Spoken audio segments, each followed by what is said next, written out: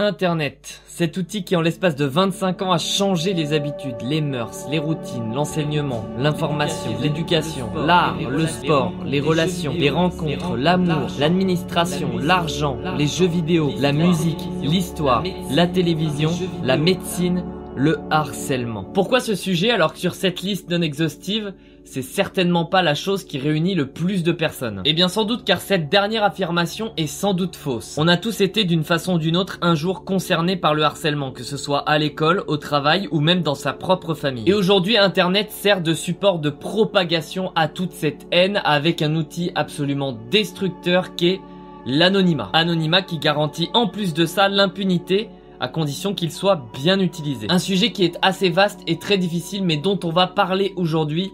On va essayer d'en discuter et on va commencer par les origines du mal. Difficile de dater réellement le début du cyberharcèlement. Internet a mis un peu de temps avant de comprendre son pouvoir destructeur. Les premiers mouvements de masse sur Internet étaient plutôt bénéfiques, que ça soit la promotion d'un clip vidéo, d'une musique, etc. Les premiers retours sur Internet servent plutôt à valoriser un contenu plutôt qu'à le descendre ou à l'enfoncer gratuitement. Puis avec l'arrivée de plateformes comme YouTube, Facebook et les différents blogs, arrive aussi la possibilité de s'exposer personnellement, de partager nos propres passions, nos histoires, nos opinions. J'ai envie de vous parler ici rapidement de l'histoire incroyable de l'Hungry German Kid. Vous avez déjà tous forcément vu cette vidéo de ce jeune Allemand s'énervant frénétiquement sur son clavier pour une partie de jeu vidéo. Eh bien l'histoire derrière cette simple vidéo postée sur internet en 2005 est bien plus complexe et sombre que ça. Je vais essayer de vous résumer ça grossièrement et rapidement, mais si vous voulez en savoir plus sur cette histoire incroyable, n'hésitez pas à aller voir cette vidéo de la chaîne de Paul qui traite parfaitement du sujet. Grossièrement, le harcèlement qu'a subi ce jeune homme après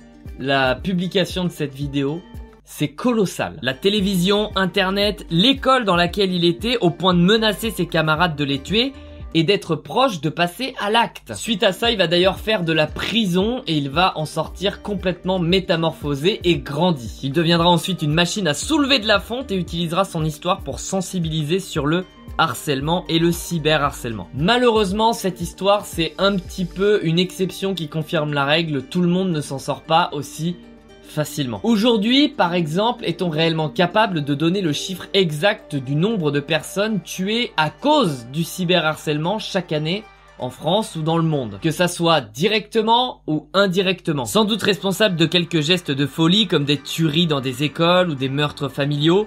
Beaucoup de faits divers relatent ce genre d'atrocités et souvent, on oublie un petit peu que la personne en question a derrière une lourde histoire. On oublie le passif et on préfère relater que la personne avait soit des problèmes mentaux, soit d'autres problèmes.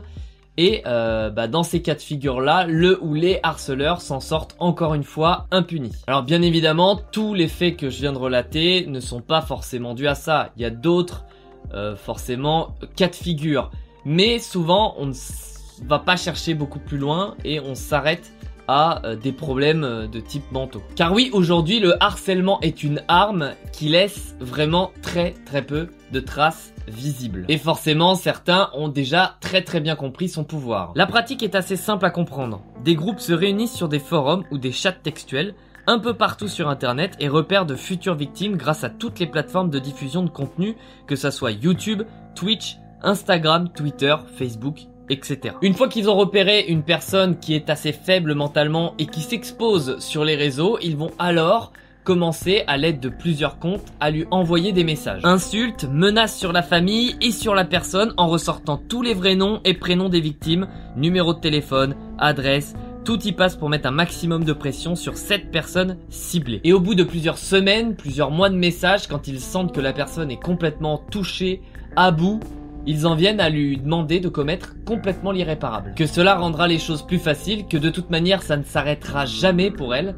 et que comme ça, elle sera enfin apaisée. Et une fois que c'est fait, il passe à une autre victime, sans se retourner, sans être jugé de quoi que ce soit, puisque la plupart du temps, on va plaider la démence ou un problème mental. Des actions en justice sont évidemment possibles pour ce genre de harcèlement, mais encore faut-il les connaître et, faut le savoir, c'est des choses qui sont extrêmement fastidieuses, périlleuses et qui prennent énormément de temps. Tout simplement car il est très difficile de mettre une main physique sur des pseudos virtuels. Et les personnes qui font ça savent de plus en plus ce qu'elles font et savent comment cacher leur identité.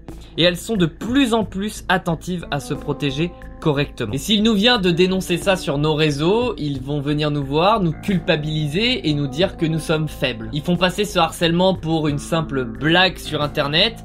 Ils te disent que tu n'es pas assez costaud pour résister à ça et que tu ferais mieux tout simplement de quitter les réseaux sociaux. Et certaines personnes naïves suivent ce raisonnement, si bien qu'aujourd'hui, ce genre de harcèlement est globalement accepté par internet. Ça fait même partie du lore d'internet. Et l'effet pervers de tout ça, c'est que les personnes qui n'ont rien à voir avec ça vont suivre le mouvement des harceleurs et rentrer dans le jeu de la victimisation. Et ce qui était un harcèlement isolé devient ensuite un harcèlement de masse. Alors que faire globalement pour lutter contre le cyberharcèlement? Petit 1, ne jamais montrer vos faiblesses sur internet. Dissocier véritablement la vraie vie du monde d'internet. Petit 2, n'hésitez pas à taper bêtement cyberharcèlement sur vos réseaux, que ce soit Twitter, Facebook ou même internet de manière générale. Remarquez que vous n'êtes pas tout seul et discutez avec les autres victimes. Des solutions existent pour ce genre de problème. Ne jamais céder au chantage. Si vous cédez une fois, c'est terminé, ils vont prendre le contrôle. Gardez à l'esprit une chose, c'est que ce n'est pas quelque chose de normal. Parlez-en avec vos proches, montrez-leur les messages. Je sais que c'est pas évident, je le sais, mais c'est un abcès qu'il faut crever si vous voulez pas que ce soit complètement insoignable par la suite. Portez plainte, des associations d'aide, il y en a partout en France à ce niveau-là. Eux, ils vont vous aider à faire toutes ces démarches un petit peu pénibles. Et si vous voulez des renseignements, les numéros c'est le 3020 et le 3018. Faites attention à ce que vous écrivez sur internet par rapport à une personne. Même si c'est pour rire, même si c'est pour rentrer dans une blague, faites attention, demandez-vous si cette personne a véritablement besoin de recevoir ce message-là à ce moment-là. Sans vous en rendre compte, vous pourriez rentrer dans justement ce schéma de harcèlement de masse. Attention également à ce que vous allez partager sur les réseaux sociaux. Que ça soit une blague, que ça soit un mème, que ça soit peu importe la source de médias. C'est peut-être drôle pour vous, mais pour la personne qui est visée par cette blague, par ce mème, c'est un poids en plus. On peut sortir grandi de ce genre de pratique, c'est possible. On peut passer au-dessus de tout ça. Mais il faut savoir ce qui est en train de nous arriver, il faut le comprendre, mettre des mots sur ce que nous vivons actuellement. Et surtout se répéter une chose incessamment, c'est que ce n'est pas normal. Il ne faut pas banaliser ce genre de comportement. Pas seulement pour nous, mais aussi pour tous les autres, afin qu'eux aussi comprennent pourquoi c'est important de venir aider les gens qui sont victimes de ce genre de harcèlement avant qu'il soit trop tard. Ça peut toucher n'importe qui de votre entourage. À partir du moment où il a internet, peu importe l'âge. Soyez vigilants avec toutes les personnes autour de vous qui ont accès à internet, que ce soit votre neveu, votre petite nièce, votre sœur, votre frère, ou alors vos parents même qui découvrent internet finalement.